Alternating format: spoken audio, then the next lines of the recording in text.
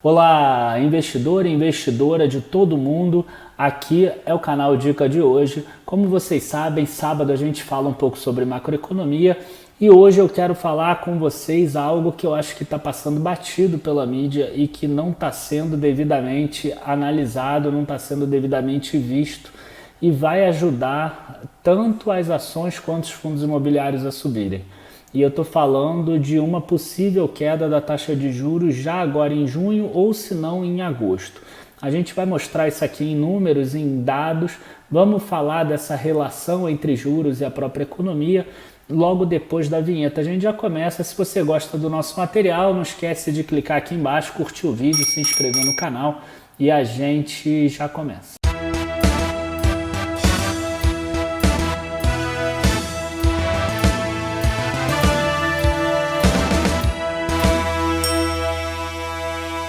Bom, acredito que quem já me acompanha há mais tempo, quem assina os nossos relatórios, etc., sabe que você pode se cadastrar no Banco Central e você receber esse boletim Focus aqui que a gente vai mostrar hoje e que é um boletim que o Banco Central distribui, que tem ali mais de 120 empresas de análise, bancos, corretoras, etc., cada um com as suas análises sobre o futuro do Brasil. Então tem IPCA, tem PIB, tem câmbio, tem taxa Selic, tem vários indicadores que cada um diz quais são as suas análises e aí o Banco Central ele pega a frequência, né, ou qual é o que aparece mais, qual é a mediana, e a gente vai dar uma olhada exatamente nisso, nessas distribuições de frequência, nessas variações dessas distribuições de frequência, e vocês vão entender que é uma continuação do vídeo também da semana passada. Então, o que acontece? Na semana passada, a gente chegou a falar de por que a Bolsa não estava mais vendo a expectativa de chegar em 150 mil pontos, e a gente viu que o primeiro trimestre da economia foi realmente muito ruim. Então, a gente vai mostrar isso em termos de projeções de mercado. Então, hoje, eu já cliquei aqui, esse aqui é o site do Banco Central. Aqui a gente tem a distribuição de frequência para abril de 2019. Semana que vem, no final da semana que vem, já deve sair o de maio de 2019. Então o que a gente tem aqui é o seguinte, tá? Linha amarela é a projeção em fevereiro, linha vermelha a projeção em março e linha preta a projeção em abril. E aí a gente vai ver o que aconteceu. Como a gente começou falando de juros, vamos começar aqui falando de juros. Eu quero que vocês observem essa parte aqui, tá? Então, Selic 2019.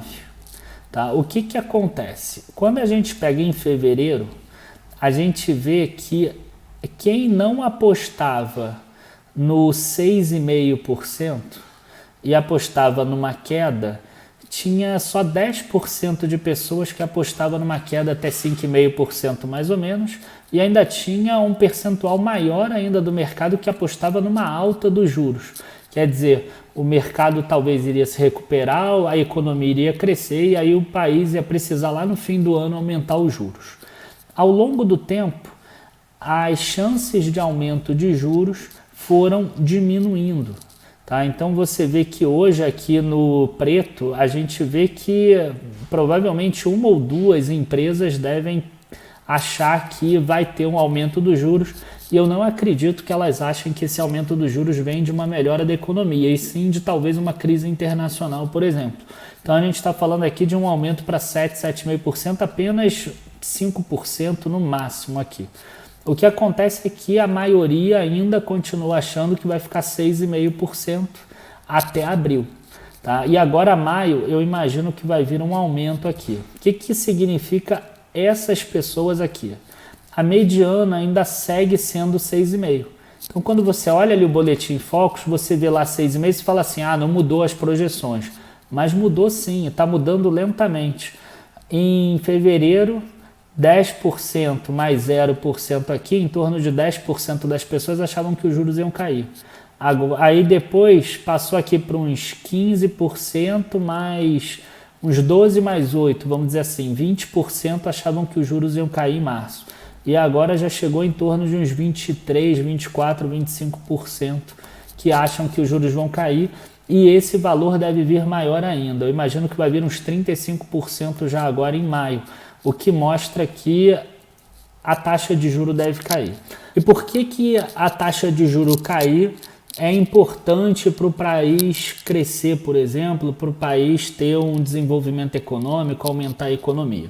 Porque as empresas que precisam fazer investimentos, elas vão captar recursos mais baratos. Então imagina que, por exemplo, uma empresa capta recurso a 110% do CDI, por exemplo. Se o CDI for 6,5%, 110% vai ser 7,15%. Eu tô colocando CDI é igual a Selic, mas o CDI é um pouco menor, tá? Mas vamos só para facilitar aqui as contas. Se cair para 5,5%, o custo de captação no mesmo 110% já seria 6,05%. Então imagina que, por exemplo, essa empresa quer pegar 100 milhões de reais para fazer esse determinado investimento. Ao invés de pagar 7,15% ao ano, ela passa a pagar 6,05%. Isso significa uma economia aí em torno de 1 milhão e pouco por ano. Então é uma economia relevante. E existem empresas que pegam valores muito maiores do que esse, pega 3 bilhões, 5 bilhões, enfim, são economias que são relevantes. E isso acontece quando a Selic cai. Tá? E por que tem essa estimativa da Selic cair? Porque as projeções de crescimento do PIB foram diminuindo. Então a gente vê aqui que na linha amarela era a projeção em fevereiro. A maior parte das pessoas achava que o PIB ia subir aqui em torno de 2,4%. Chegava a ter alguns analistas que achavam que ia subir 3,2%, 3,4%, por exemplo. Depois, em março, isso caiu. A maioria achava aqui que ia ficar entre 1,6% e 2%, mais ou menos. E agora a projeção já está aqui muito mais próxima do 1,5%, 1,4%, e a gente já viu que isso caiu muito mais, né? Se a gente olhar lá o Boletim Focus, vocês vão ver que hoje está em 1,23%. Exatamente por causa dessa migração para cá do crescimento do PIB 2019, que já começa a afetar o crescimento do PIB 2020, ó, a gente já vê que esse valor aqui, que era o médio, já trouxe um pouco para cá e vai trazer mais ainda. Eu acredito que a Selic vai cair e vai cair já agora em junho. E qual é o grande problema disso? Tá? O grande problema disso é que as projeções da inflação estão subindo. E aí o que acontece? A gente tem uma inflação aqui de 4,1% e a gente teria uma Selic, por exemplo, de 5,5%. O cálculo não é tão simples de subtração, mas para facilitar, vamos subtrair aqui, você vai ter 1,4% de juro real. Esse juro é muito pequeno, ele é muito baixo para você aportar em renda fixa.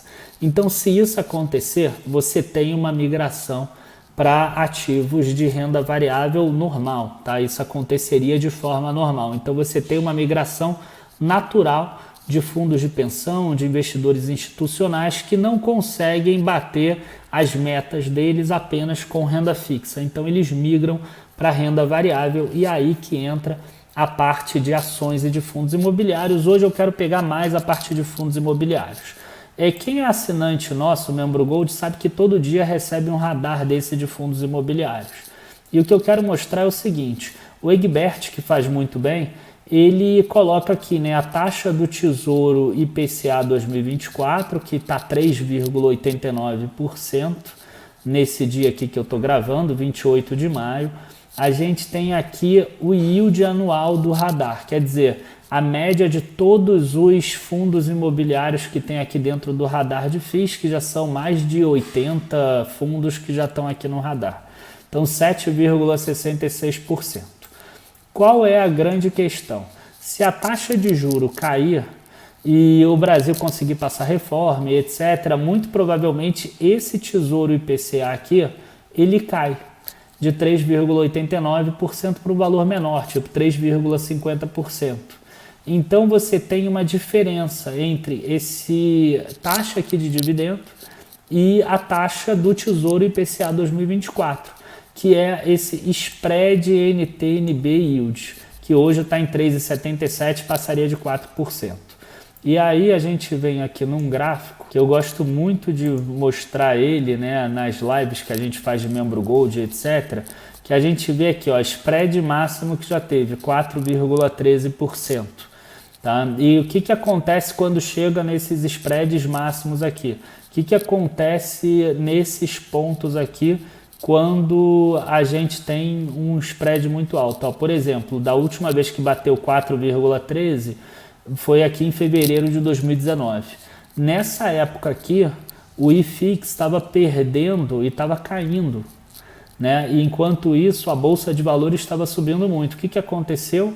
Os fundos imobiliários, eles acabaram se valorizando muito. Hoje eles estão valorizando no ano mais do que a própria Bolsa de Valores até o dia que eu estou fazendo aqui esse vídeo. Então, se vocês olharem a minha carteira do YouTube, vocês vão ver que eu aumentei a quantidade de fundos imobiliários e diminui um pouco de ações, porque a gente tem esses cálculos aqui, a gente consegue fazer essas análises exatamente aqui. E agora, com essa queda dos juros, que não vai acontecer toda de uma vez, deve cair 0,25 a cada reunião, a gente veria um yield anual de 7,60, 7,50 preços de hoje. Esse Tesouro IPCA caindo para 3,50, a gente teria um yield anual, esse spread do yield anual acima de 4% de novo, o que faria com que os fundos imobiliários subissem. Qual o grande risco para esse tipo de coisa? Seria se tributassem os fundos imobiliários, porque aí cai por terra isso. Né? Se a gente pegar aqui esse yield anual e descontar 15% ou 20% de uma tributação, tudo isso que eu estou falando aqui acaba caindo por terra, né? Então, esse eu acho que é o grande risco hoje, tá? Porque recuperar a economia de forma rápida eu acho que não vai acontecer. Eu acredito que essa vai ser a saída que o governo vai utilizar para conseguir tentar, pelo menos, fazer com que o ano não seja péssimo, seja pelo menos, aí, vamos dizer assim, regular na economia. Enfim, pessoal, espero que vocês tenham gostado desse vídeo de hoje. Se vocês gostaram, curtam aqui o vídeo, se inscrevam também no canal.